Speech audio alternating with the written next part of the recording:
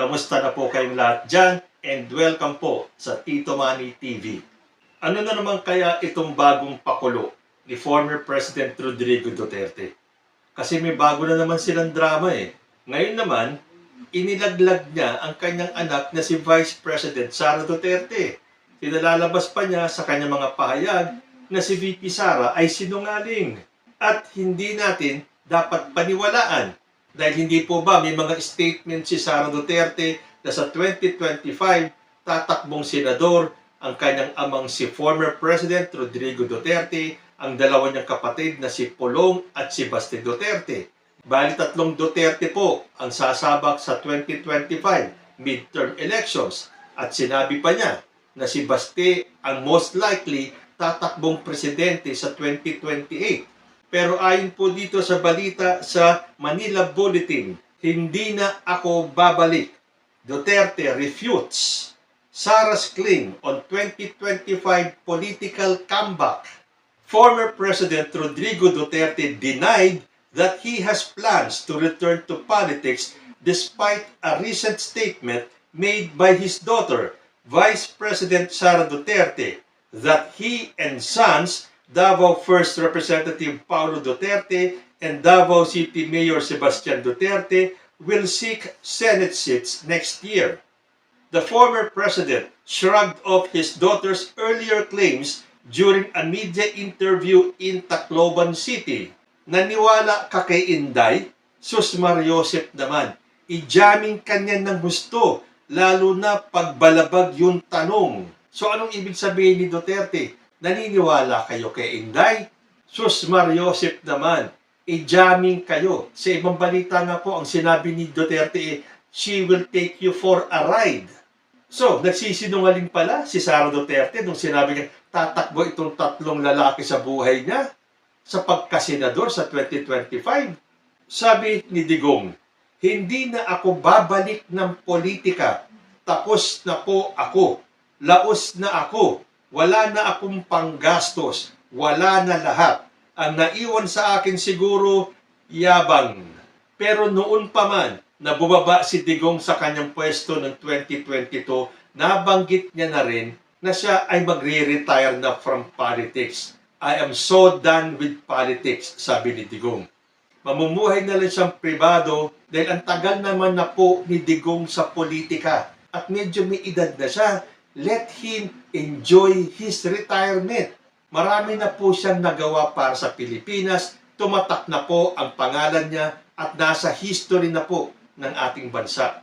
Itong mga alipores na nakapaligid kay Digong, tigil-tigilan niyo na si former president. Nasisira tuloy kung ano man ang magandang naiwanan na legasiya ni Digong nung kanyang termino bilang presidente. Ngayon po na may mga naglalabasan na palpak ng Duterte administration, hindi naman po natin mapapasinungalingan. May mga nagawa po si Rodrigo Duterte nung siya ay presidente ng ating bansa. Itong mga aaligid-aligid sa kanya na may kanya-kanyang agenda, may kanya-kanyang ambisyon sa politika. Ginagamit si Rodrigo Duterte para sa kanilang ikabubuti sa politika. Sa tingin ninyo, kapag nakuha na nila yung mga gusto nila at maabot yung kanilang mga pangarap, hindi nila iiwanan si Rodrigo Duterte? So, let him be. Pabayaan niyo na pong magpahinga si ex-president. Dahil sabi niya, tapos na po ako. Laos na ako. Yan. Galing mismo kay Digong. Laos na siya. Aminado siya na laos na siya. Ibang pangalan na po ang namamayagpag ngayon.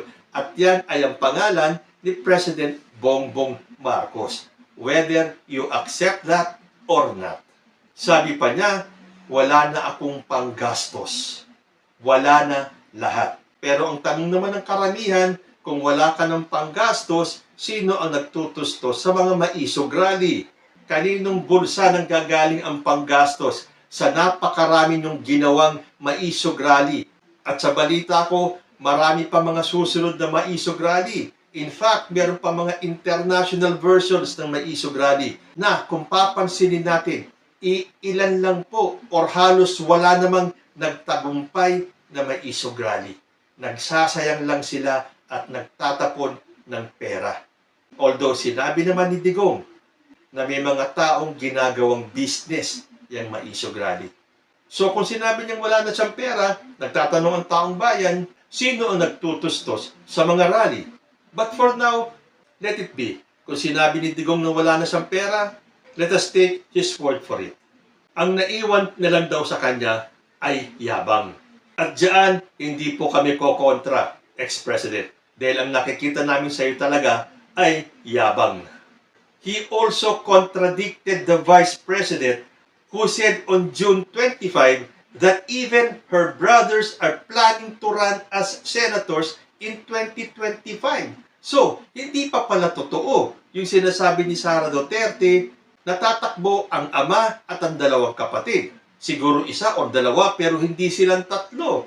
So, anong gustong palabasin ni Rodrigo Duterte? Sinungaling si VP Sara?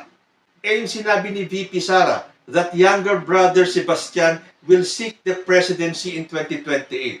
Malamang hindi rin totoo yun. Malamang isa rin yung kasinungalingan. Dahil sabi nga ni Digong, saan ka ba naman nakakita na nagsama ang tatay at dalawang anak magtakbo ng senador? Anong gagawin namin sa Senate? Pero ito hindi na kailangang pagtakhan. Tingnan nyo na lang yung mga senador natin. Ilan ang pares ng magkakamag-anak dyan? Sabi nga ng iba dyan, ginawa na nilang family business ang Senado. So, ano kaya ang masasabi ni VP Sara dito sa mga pinahayag ng kanyang ama? Na wag daw paniwalaan si Sara Duterte. Lalo na dun sa sinabi ni Sara na tatakbo daw si Digong at ang kanyang dalawang kapatid sa Senado, na si Baste ay tatakbong presidente. Lahat pala yun ay drawing lamang. Kaya lang siyempre, mag-iisip tayo. Yung ama, ilalaglag ang anak.